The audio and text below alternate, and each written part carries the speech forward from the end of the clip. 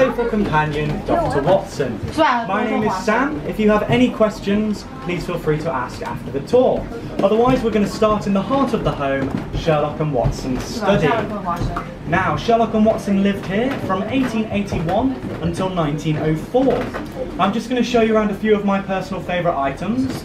So before I do, I have to ask, since everything in here is from the Victorian era, that means it's all over 100 years old. So I just ask you, please do not touch anything, otherwise make yourselves at home and of course take as many photos as you like. So I'm going to start by directing your attention to the wall behind you. There on the wall you can see the letters VR. Now these letters stand for Victoria Regina, which is Latin, and the English translation is Queen Victoria, who was the reigning monarch at the time. Now you might be wondering how the letters got there. Very simply, when Sherlock did not have a case to occupy his mind, he would often be very bored, and to alleviate this, he would simply take a pistol and start shooting at the wall for target practice, much to the horror of the poor landlady, Mrs. Hudson. She did not appreciate it. But of course, Sherlock did have other habits that did not involve destruction to property. That would be things like chemistry. So here in the corner, we have Sherlock Chemistry Set. Now this is something you would find in the home of any educated man or woman at the time. Sherlock would often be found engaged in various chemical experiments that today we would consider to be called forensic science.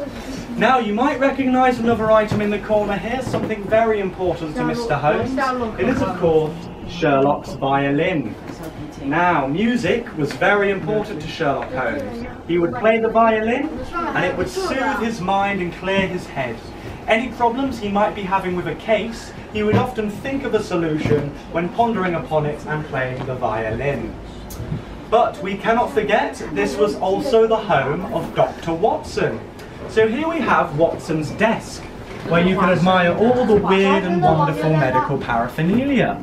Inside his medical bag, all sorts of gruesome tools from the 19th century. And please do enjoy a newspaper from the year 1881. Now this was the year in which Sherlock and Watson first met at St. Bartholomew's Hospital and of course decided to move in together.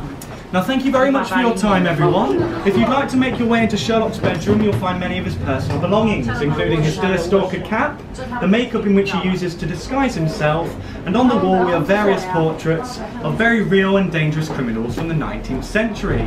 Please also feel free to look upstairs, we have many more rooms and staff waiting to answer any of your questions. Thank you very much, enjoy the museum.